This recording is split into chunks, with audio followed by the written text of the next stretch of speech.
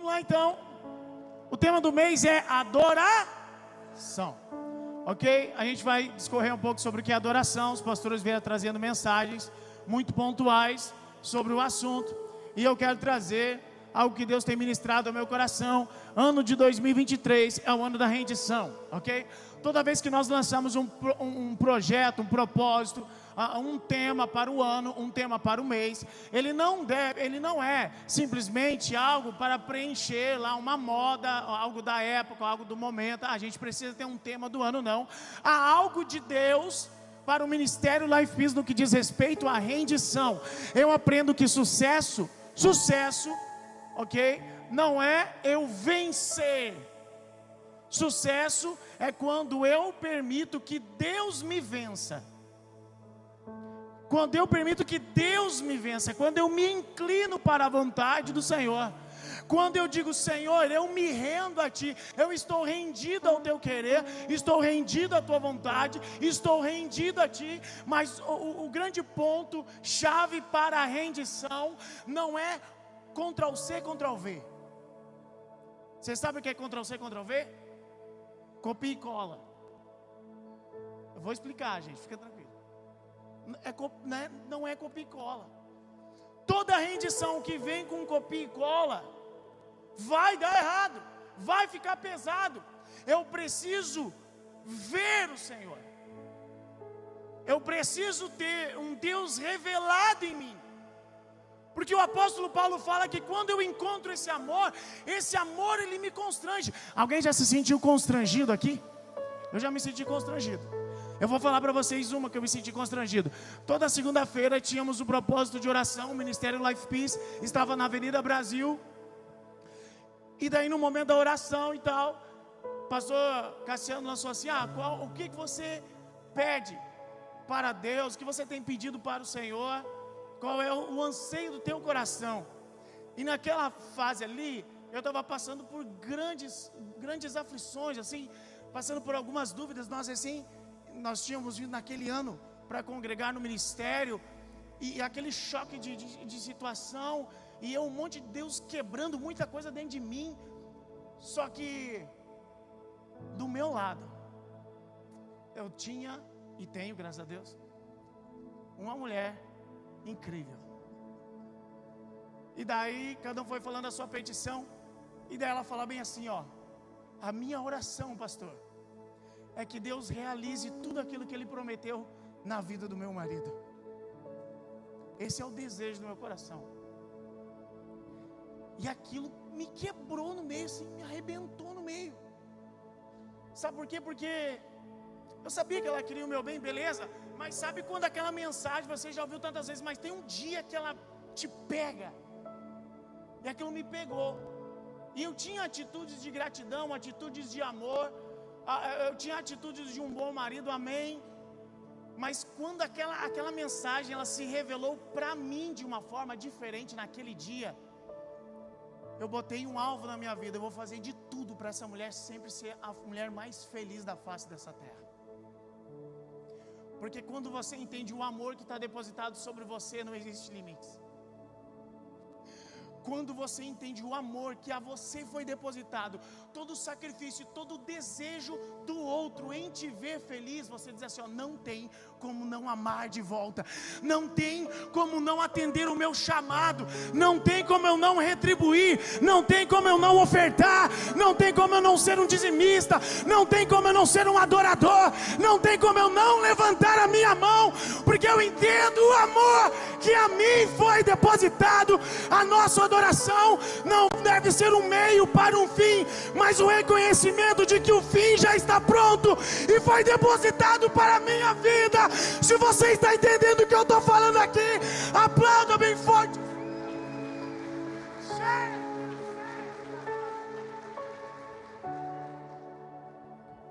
Isso deve ser o nosso alvo de adoração. Olha só, João capítulo 4, versículo 23.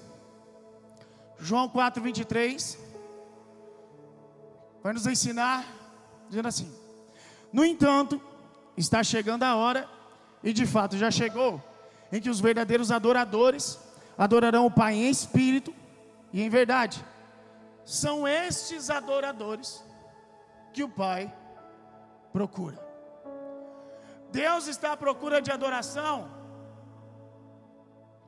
Mais ou menos.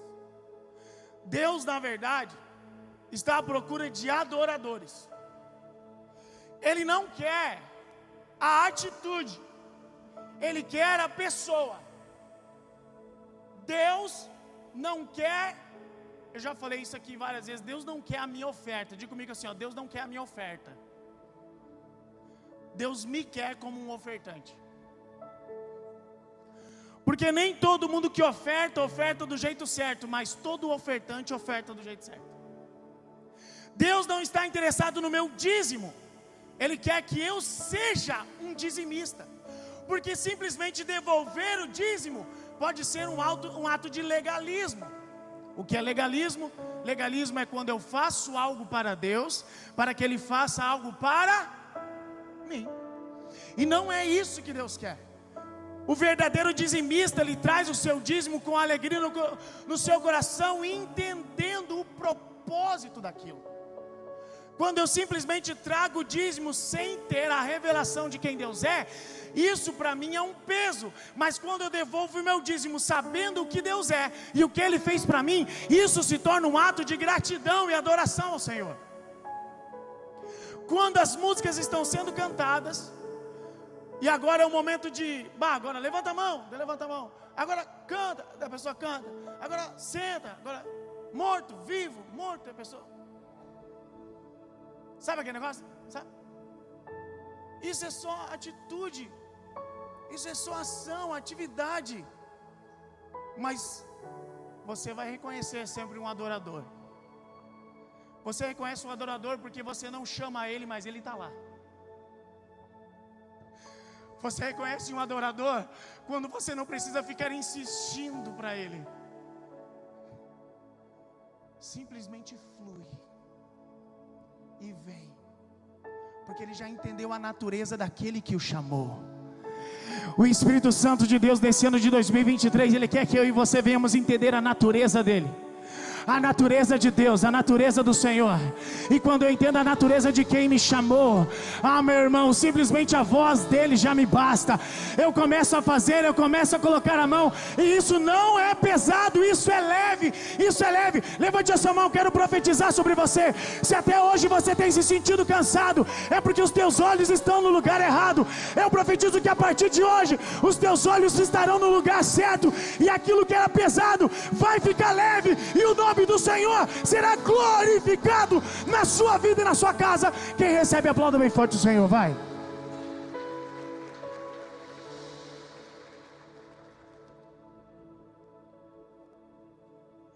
Nós vamos olhar para a palavra e vamos ver Jesus falar assim, ó: aquele que amar pai e mãe mais do que a mim não pode ser meu discípulo. Aquele que amar sei quem, o Inter, o Grêmio. O Inter eu já abandonei faz dias. Não tem condição de ser feliz torcendo para esse time. Então isso foi um sacrifício fácil de se fazer. Mas ele vem ensinando. Aquele que amar a sua própria vida mais do que a mim, não pode, não é de repente, não pode ser meu discípulo. Só que em outra passagem Jesus está andando com a galera, quero ensinar outro negócio para vocês. Os meus mandamentos não são pesados. Combina isso? Combina isso, gente? Combina isso?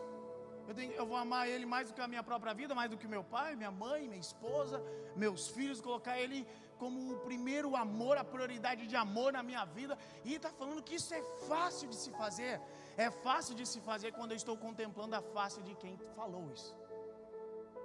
Porque não existe nada mais irresistível do que o Senhor. Ok? Olha só. Para que nós fomos criados? Gênesis 1, 26, 27. Vamos ler só o início do 26. E Deus disse: façamos. Gênesis 1, 26, do início vai dizer, Deus disse assim, ó, e Deus disse: façamos o homem à nossa imagem, conforme a nossa semelhança. Façamos. Isso está falando sobre a natureza de Deus, um dos atributos de Deus, da natureza de Deus. ele vive um relacionamento eterno e íntimo com ele mesmo. Ele vive um relacionamento interno e eterno e profundo com ele mesmo. E ele nos fez dessa forma. Ele nos fez para que nós viéssemos viver um relacionamento íntimo e eterno para com ele. Deus nos quer não por um momento, Deus nos quer em um relacionamento eterno com ele. Isto está dentro de nós. Existe um vazio dentro do ser humano que só Deus pode preencher.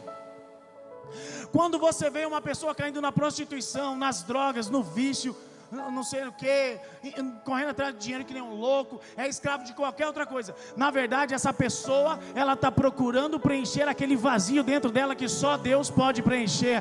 Deixa eu te dizer, Jesus Cristo de Nazaré é a porta certa para você bater aqui essa noite.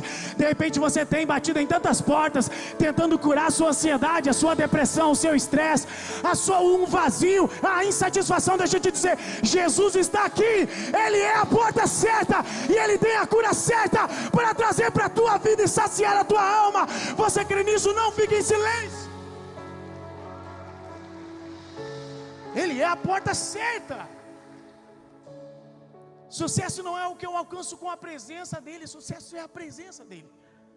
Então o plano original de Deus, muitos acreditam e dizem assim, não, o plano de Deus para a humanidade é a salvação. Não, o plano original de Deus para a humanidade não é a salvação, é a comunhão.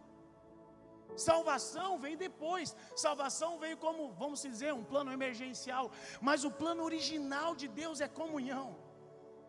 Só que às vezes o diabo te coloca tão para baixo, fazendo você se sentir inferior, que você pensa assim, eu errei, eu pequei, eu tive uma atitude errada, como é que eu vou chegar diante de um Deus que é tão santo? Deixa eu te dizer uma coisa, quando você se suja, quando você erra, quando você peca, e você chega diante de Deus, fica tranquilo, você não suja Deus, é Ele que limpa você.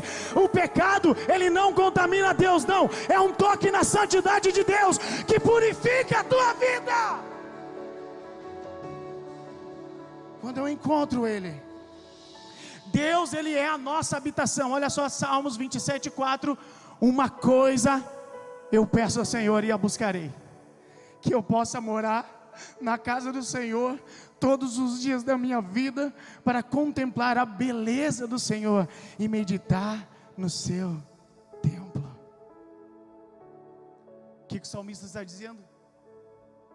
Os que são felizes são aqueles que habitam onde Deus habita. São aqueles que estão onde Ele está.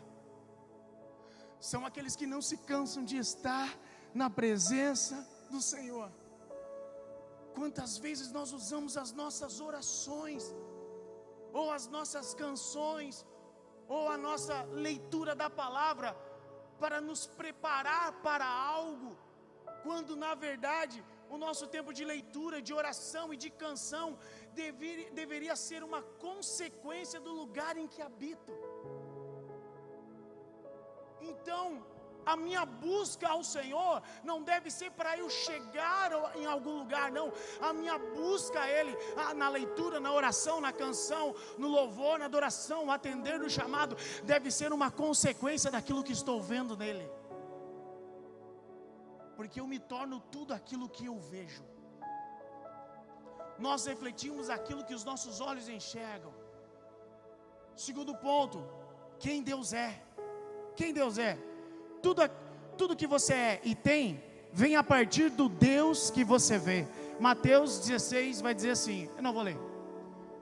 Mateus 16 vai falar sobre quando Jesus está caminhando com os discípulos. Ele pergunta assim, ei, é o seguinte, tem uma pergunta para você e para vocês. O que o povo está dizendo que eu sou? E de repente eles vão dizer assim, uns dizem que você é Jeremias, outro Isaías, ou algum dos profetas. O povo está dizendo várias coisas sobre você. Daí ele vira para os discípulos e fala assim, e vocês? Quem vocês dizem que eu sou?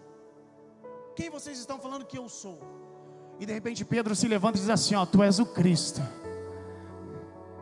Tu és o Cristo, o Filho do Deus vivo. E aí vem a grande sacada sobre viver uma vida de leveza e pureza na adoração com o Senhor. Ele diz assim, ó, olha só, Simão Pedro, não foi carne nem sangue que te revelaram, mas foi o Pai, foi o Deus que te revelou, foi o Espírito que te revelou. Isso não veio do homem, isso veio do Pai. Olha só, o fundamento da igreja vem através de uma revelação verdadeira de quem Jesus é.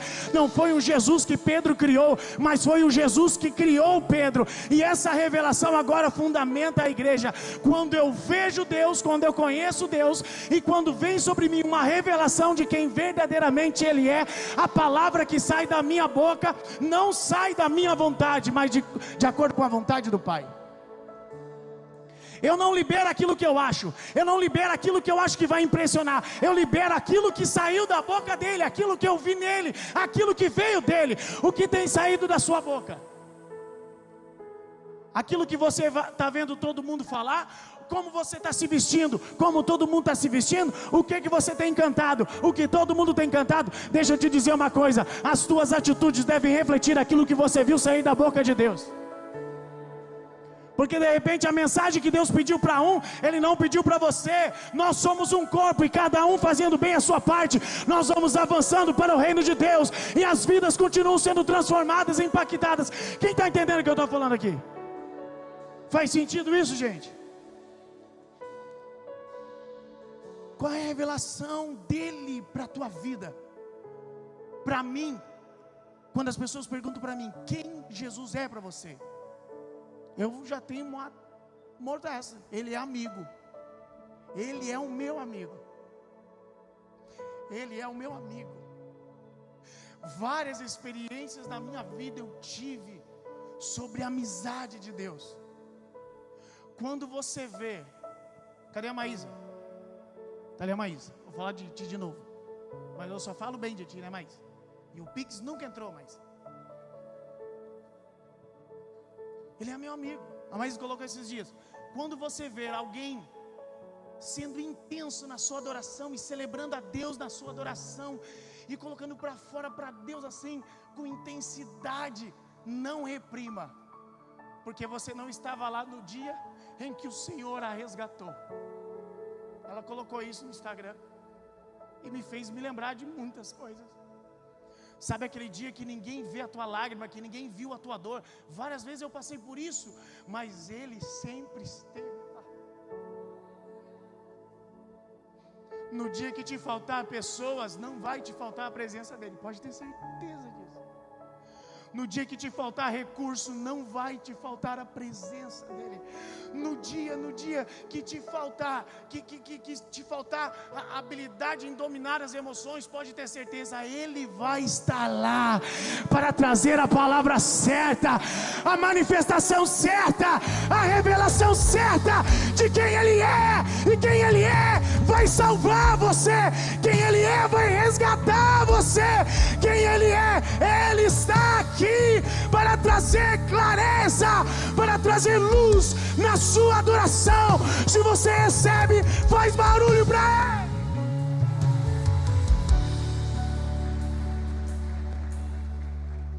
Quem Ele é?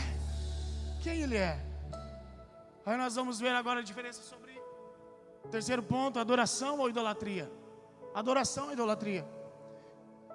Gênesis 1:26, já falei antes ali, Ele disse, façamos o homem conforme a nossa imagem, façamos o homem a nossa imagem conforme a nossa semelhança, ok? Eu aprendi há poucos dias a respeito, algumas profundidades sobre essa passagem, e o que me chamou a atenção aqui foi o seguinte, que no versículo 27 de Gênesis capítulo 1, Ele não cria o homem à sua semelhança, Ele cria o homem à sua imagem. Por quê? Porque a imagem pode ser criada, mas semelhança não tem como criar. Para adquirir a semelhança, para sermos semelhantes, nós não dependemos de um milagre, nós dependemos de relacionamento. Ok? Uma pessoa pode gerar um filho, e o filho vira a sua imagem, mas o filho ele se torna semelhante aos pais conforme for o seu convívio e relacionamento. E aí o desejo de Deus é: façamos o homem a nossa imagem conforme a nossa semelhança. A Bíblia diz: e Deus criou o homem à sua imagem, a imagem de Deus o criou. E a sequência você já sabe, ele descia todos os dias para conviver com Adão e Eva, porque ele queria que Adão e Eva fossem semelhantes a ele, funcionassem igual a ele. E isso é preciso tempo, dedicação. Não é da noite para o dia que você se torna semelhante a alguém. Você precisa caminhar com essa pessoa, você precisa estar perto dessa pessoa. Isso muitas vezes é exaustivo, muitas vezes não, sempre vai levar tempo. Daí de repente aparece o diabo e oferece um atalho. Diga comigo, um atalho. Diga, um atalho. O diabo vem e oferece um atalho. É o seguinte, ó, todos os dias tu tem que estar conversando, tá junto com ele. Não, beleza, eu vou te oferecer um atalho. Eu vou te mostrar um método. Pessoa, deixa quieto, não vou falar. Não vou falar assim. Pessoa está ferrada financeiramente, não se cuida, não busca um relacionamento de convívio com quem já domina bem essa área, mas ela assiste um vídeo de 5 minutos, 5 passos para se tornar um milionário.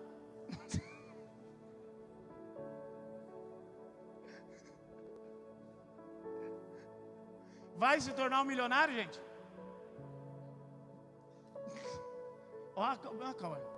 Com 5 minutos de vídeo, Cauane, vem aqui na frente, Cauane. Quem está entendendo o que eu estou falando? Para você ter uma vida sadia, você precisa conviver, ter relacionamento. Isso dá trabalho, você precisa estar ali dedicado, focado. Dar trabalho não significa exaustão. Pega isso. Porque o seu cansaço não é determinado pela carga que você carrega. É se você sabe se vale a pena ou não. Vale a pena fazer esse trabalho? Pode ter certeza que vai ser leve para você. Se eu falar agora, gente, depois do culto, todo mundo caminhando, vamos subir o monte, Morro Ferrabras, de a pé. Eu vou dar R$1 para cada um que ir lá, um pilinha, nós vamos a pé lá. Quem vai comigo? Ah, isso aí. Vão indo que depois eu chego lá.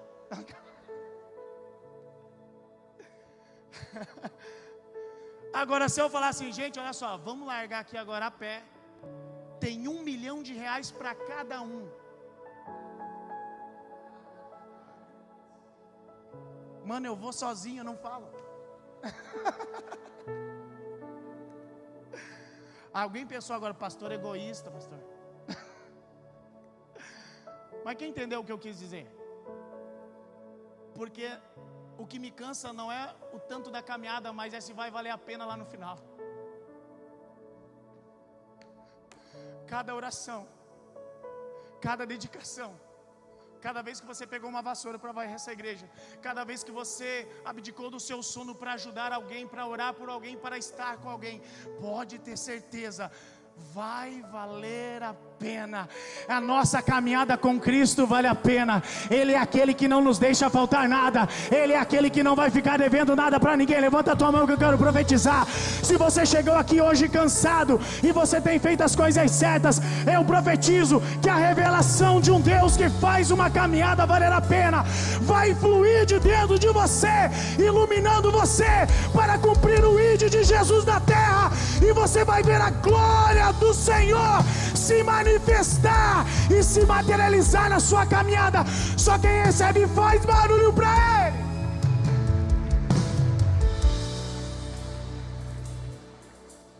Aí o diabo vai lá, oferece 1 metro, oferece um atalho, oferece 1 metro. Aqui é mais rápido, vai ali. Aí o pangaré do Adão, que devia estar cuidando da mulher dele, que eu não sei o que esse homem estava fazendo. Os dois caíram. E eles optaram pelo atalho. Nunca opte pelo atalho. Nunca vá atrás de métodos. Não que eu não estou demonizando o método. Os métodos, eles são bons. Eles só não podem ser deusificados.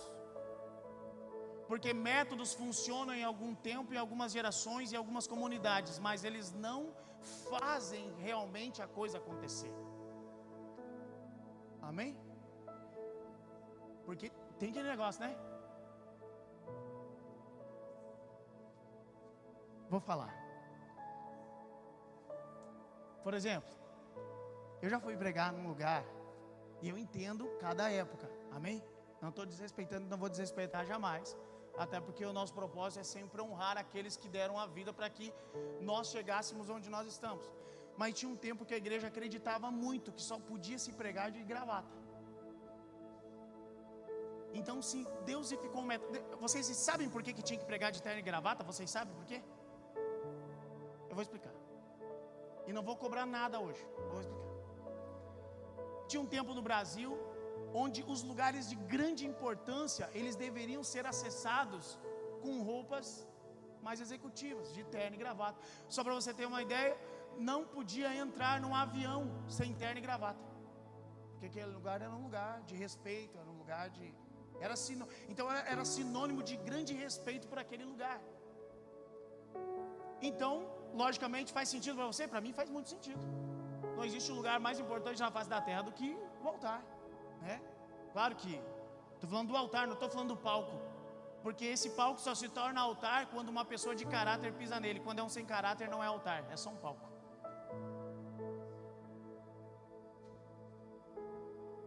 Faz sentido, terno e gravata. Só que os tempos mudam, os tempos mudaram, mas foi deusificado um método. Tinha um tempo que Deus o livre sentar na mesa para comer com boné, tomava um tapão na orelha, ficava surdo uma semana. Eu lembro da minha avó. Mas hoje não é sinônimo de desrespeito mais, mudou. Então não se prenda a métodos, se prenda a Jesus. Não deusifique métodos, faça do seu Deus aquele que verdadeiramente merece toda honra, toda glória e toda adoração. Amém? Olha só, idolatria. Se a adoração é o fruto de um relacionamento, o fruto do método é a idolatria. Os métodos produzem idolatria e essa produz uma cópia falsa de quem Deus é. Adão e Eva, enquanto viviam o processo do relacionamento, eles eram uma cópia autêntica de Deus. Mas quando eles optaram por um atalho, eles se tornaram uma cópia falsa de quem Deus era. Levanta a tua mão, eu quero profetizar sobre a tua vida em nome de Jesus. Eu profetizo que você não vai ser uma cópia falsa de quem Deus é. Você não vai ser uma cópia falsa de quem Jesus é. Você não vai ser uma cópia falsa de um chamado. Você não vai ser uma cópia falsa de alguém que atende a não. Você vai ser uma cópia autêntica, a revelação de quem Cristo é na terra. O céu irá caminhar na terra através de você como uma cópia autêntica. Se você acredita nisso, aplauda bem forte, filho de Deus. Gênesis 3:10. Ele respondeu: ouvi a tua voz do jardim, e porque estava nu eu tive medo. Diga, medo. Atalhos geram idólatras e devotos religiosos. Processos geram adoradores. Atalhos geram idólatras e devotos religiosos. Processos geram adoradores. O que acontece? Enquanto Adão e Eva estavam caminhando em relacionamento com Deus, a palavra diz que eles sentiam prazer na presença, alegria na presença. Só que quando eles optam pelo método, aquilo que antes era prazer, agora se tornou um ambiente de medo, um ambiente de pavor. Tanto que Adão e Eva fogem e se escondem do Senhor por medo do que poderia acontecer. Aquilo que eu faço de bom não faz Deus me amar mais, aquilo que eu faço de mal não faz Deus me amar menos. Eu preciso entender, e você precisa entender, que eu não sou definido pelas minhas limitações, mas eu sou definido pela imagem e o caráter e a presença dEle. É por isso que o apóstolo Paulo, quem aqui acredita que o apóstolo Paulo era perfeito? Não, o cara não era perfeito, ele tinha imperfeição, ele tinha limitação, mas ele diz o segredo para nós carregarmos algo de valor na terra. Ele diz assim, ó: já não sou mais eu quem vive, mas é Cristo que vive através de mim. Cristo caminha na terra através de você. Então você não é definido pelas suas falhas, você é definido pelo caráter de Cristo que foi depositado em você. Nós somos definidos pelo caráter do Senhor, pelo caráter de Cristo. Ontem à noite eu ministrei aqui para os jovens e falei sobre isso, sobre uma das espadas mais fortes em batalha, era a espada romana. Para a espada romana, ela era mais forte. O processo da construção da espada era: o ferreiro pegava o ferro, colocava no fogo, colocava sobre uma mesa, martelava até ficar no molde que ele queria, e ele colocava na água. Ele analisava o ferro, se tinha fissuras, ele descobria onde estavam os pontos fracos. E daí ele colocava no fogo de novo, colocava sobre a mesa e batia nos pontos fracos daquele ferro, para ele soldar e acabar com aquele ponto fraco. E ele colocava na água, ele analisava o ferro de novo, ele descobria os outros pontos fracos, colocava no fogo, e assim ele ia fazendo até destruir toda a fraqueza daquela espada. Sabe como chama esse processo? Provação. Nunca confie em alguém que nunca foi testado, porque às vezes essa pessoa pode ter a atitude que tem só porque ela está em um ambiente confortável. De repente, se ela sair fora da zona de conforto, ela vai manifestar quem verdadeiramente ela é lá dentro. Só que o que eu quero trazer aqui para essa noite é que depois que essa espada ficava pronta e os pontos fracos dela fossem todos tirados, e ele soldava as fissuras, o ferreiro pegava e colocava sobre aquela espada o nome dele. Porque a fama e o valor da espada não estava na espada, mas no nome que ela carregava.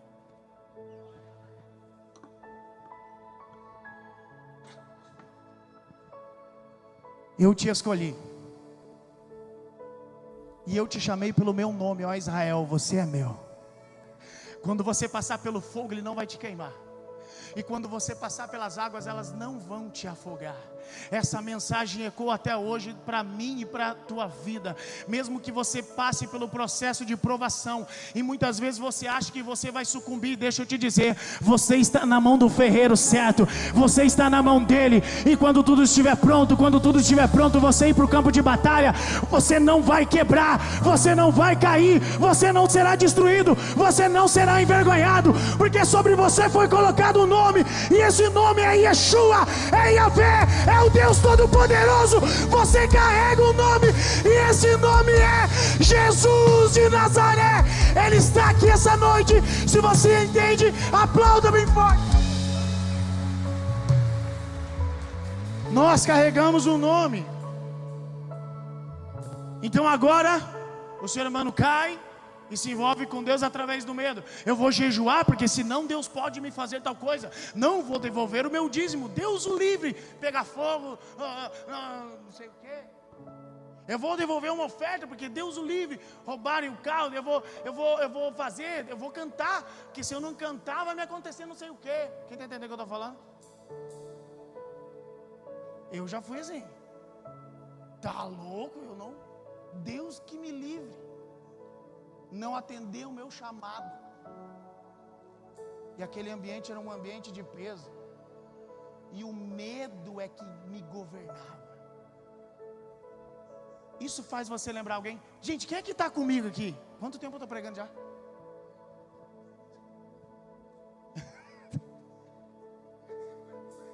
É que eu não gosto de falar, eu tenho pavor de falar. Mas vamos falar sobre o negócio do medo. Vamos lá. Quando a gente começa a pensar nisso, lógico, automaticamente me vem Jó na cabeça. Deus dá testemunho de Jó. Fala assim, ó, homem reto, íntegro. Faz sentido? Temente. Homem reto e íntegro. Só que Deus queria tirar Jó de um relacionamento limitado para um relacionamento profundo. Porque Jó, tudo cooperava para que Jó permanecesse. Tal. Só que daí é o seguinte, Jó perde tudo. Você conhece a história, você sabe o que eu estou falando. Jó perde tudo que ele tinha. Ele permanece na presença de Deus, dialogando com Deus, permanece. E esse é o segredo, não saia da presença, não saia da sala de aula, mesmo que a aula esteja sendo dura, não sai da sala de aula, porque o desejo de Deus é que você, quando sair da sala de aula, saia aprovado e não reprovado. E Jó fez isso. Jó não saiu da sala de aula. Só que o grande porém da vida de Jó é que Jó se relacionava.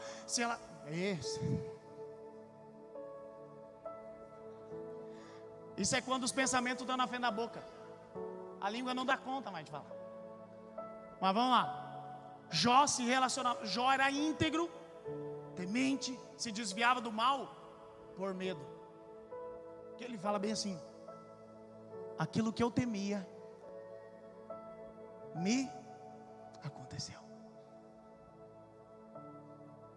E aí a gente vai conhecer a famosa frase que ele fala assim, Jó 42, 5, 6 vai dizer: eu te conhecia só de ouvir, mas agora os meus olhos te veem, por isso me abomino e me arrependo no pó e na cinza. Ou seja, está dizendo: antes era só de ouvir falar, agora eu te vejo. E faz o seguinte: eu não quero uma nova caminhada sem me arrepender de quem eu fui. Eu me arrependo das vezes que eu ofertei para o Senhor proteger os meus filhos. Eu me arrependo de quando eu dizimei, de quando eu levantei as minhas mãos em adoração por medo de que algo fosse me acontecer. Eu me arrependo e me abomino daquela face, naquele tempo. Mas agora os meus olhos te veem, os meus olhos te contemplam. Sabe o que aconteceu com Jó? Ele não teve mais a mesma quantidade, ele teve o dobro, eu profetizo o dobro de Deus sobre a tua vida, eu profetizo portas abertas, mas de um jeito certo e saudável. Deus irá se revelar para você esse ano, como nunca antes. Se você acredita, faz.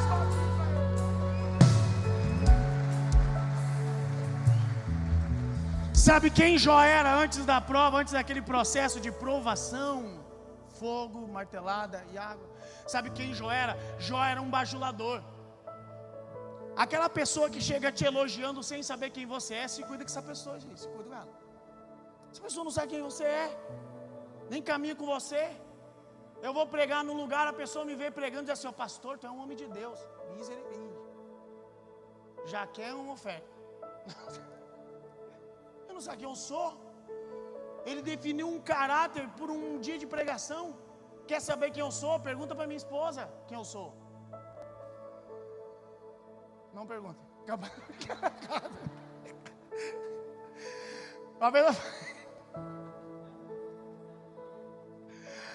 Para mãe, menos para mãe. Muita aprovação para ser que são velhos. Mas merecia. Não tanto. Quem está entendendo aqui, gente? Só fui me bobear, até esqueci o que ele está falando.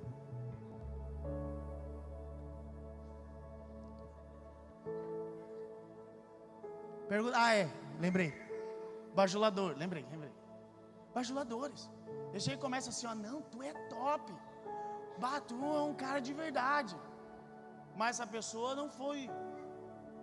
Faz sentido isso, gente? Vamos lá, a Bíblia fala de um homem que chama ele de jovem rico. Ele ouviu as histórias do que Jesus fazia. Escuta isso que a gente vai falar aqui. Ele ouviu as histórias do que Jesus fazia. Daí ele chega para Jesus e, olha só, ele já chega assim, ó: ah, bom mestre.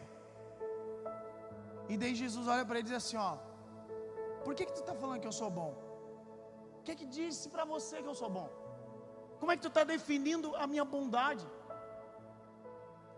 Daí Jesus começa a trabalhar com ele, começa a falar com ele. Ele era um homem de muitas posses. De repente Jesus fala para ele assim, ó: você quer ser meu discípulo? Porque, ele queria saber onde vai, como ia fazer para herdar a vida eterna. Melhor. E daí Jesus fala assim, ó: você não tem observado os mandamentos? Ele fala assim, ó: sim, isso tudo eu faço desde pequeno. Ele era um bom membro de igreja. O problema é que ele não estava preparado para entregar o coração para Jesus. Daí Jesus chega para ele e fala assim, ó: então vai dar tudo o que você tem e me segue. Daí ele descobriu que dentro dele, na verdade, o que ele acreditava, que Jesus não era bom para ele era o dinheiro. Quando Jesus for suficiente na sua vida, as bênçãos vão correr atrás de você. as bênçãos vão correr atrás de você. Eu quero que você levante a sua mão mais uma vez.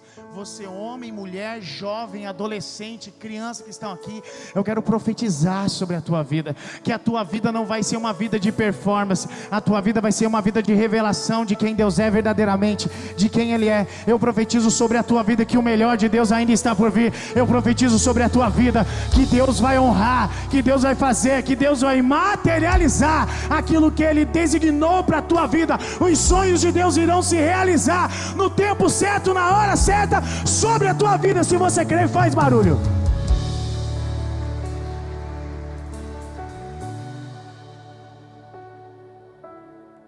Tem que pular uma parte, vamos lá. Apocalipse 4, 8, 11. E os 4 seres viventes, tendo cada um deles respectivamente 6 asas, estavam cheios de olhos ao redor e por dentro. Não tinha descanso, nem dia e nem de noite. Olha só, eles tinham 6 asas, mas eles eram cheios de olhos. Eles eram cheios de olhos, mas só tinham 6 asas. Eles não tinham descanso. Diga comigo, eles não tinham descanso. Diga, eles não tinham descanso. Veja que a palavra diz assim, ó, escuta isso que eu vou falar. A Bíblia diz que eles não tinham descanso. Não fala que eles se sentiam cansados. Você não ter descanso e se sentir cansado são 2 coisas diferentes. E eles estavam proclamando dia e noite: Santo, Santo, Santo é o Senhor Deus, o Todo-Poderoso, aquele que era, que é e que há de vir. Que essa passagem está nos ensinando, e eu nunca tinha parado para pensar nisso, que a gente pode usar a adoração como uma forma legalista de legalismo. Porque a gente pode usar a adoração, e por muitas vezes eu fui assim, tipo assim, ó, Deus, eu vou te entregar a minha adoração e você me entrega a sua presença. Eu vou te entregar uma canção e o Senhor me entrega uma experiência. Eu vou te entregar um louvor e o Senhor vem sobre mim com algo. Eu vou fazer para você essa canção e o Senhor faz para mim. Mas aqui essa palavra está nos ensinando que os anjos, eles estavam 24 horas por dia, dia e noite, porque o tempo do céu é outro tempo. Mas eles estavam, e de maneira ininterrupta, isso, adorando ao Senhor. Então eles não cantavam para atrair, eles não adoravam para atrair, eles adoravam porque contemplavam. Se você está se sentindo cansado no adorar, pode ser que você esteja tentando obter alguma coisa com a sua adoração, porque quando você estiver contemplando e adorando aquilo que contempla, você não vai mais se sentir cansado. Algumas pessoas às vezes me procuram e falam assim, não pastor, assim, eu tenho que atender o meu chamado, mas eu tenho que curtir também. Você já ouviu isso? Não, eu sei, eu vou trabalhar na igreja, eu vou fazer os atendimentos, mas também eu vou fazer as minhas viagens, eu vou tirar as minhas férias, isso beleza, mas eu vou curtir em todo o tempo. Eu vou curtir sempre. Porque Deus, Ele não quer me ver só no trabalho, Ele vai comigo para as minhas férias também.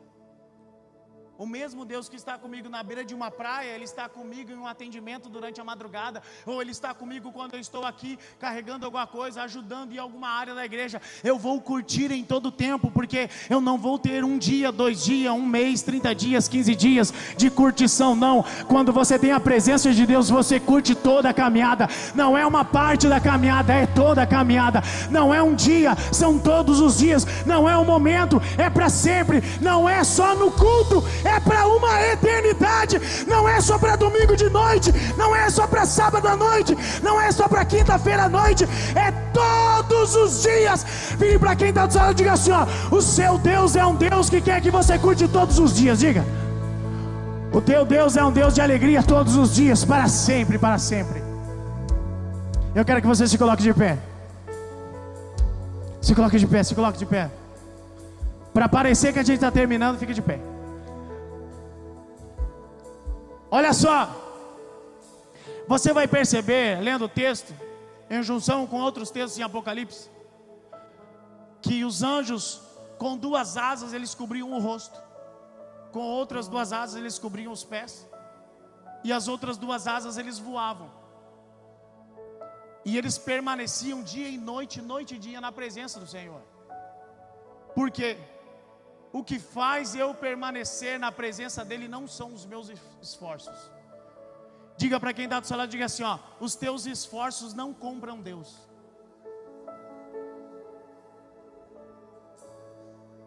O pastor está falando então que eu não devo me esforçar. Já criou uma heresia já aqui. Não estou falando que não é para se esforçar, porque graça, essa frase é uma frase bem conhecida, nem sei de quem é, mas graça não é anulação do esforço, graça é anulação do mérito. Eu não me esforço para merecer, eu me esforço para honrar aquele que me chamou quando eu não valia nada. Eu me esforço, vale a pena eu me esforçar na direção dEle, não para obter a sua presença, mas porque a sua presença foi oferecida a mim de forma gratuita. Gente, por favor, quem está entendendo o que eu estou falando aqui? Se você quer permanecer, se você quer parar de oscilar, não tente permanecer constante pela sua força. Comece a observar quem Ele é e contemplar a sua face e contemplar a sua presença. Não use a sua adoração para que Deus te toque, use a sua adoração para tocar a Deus. Não use, eu vou repetir, não use a sua adoração para que Ele te toque, use a sua adoração para tocar a Deus. Quando você ver Ele, corra na direção dEle e toque nele, porque quando você toca nele, dele sai virtude e te capacita.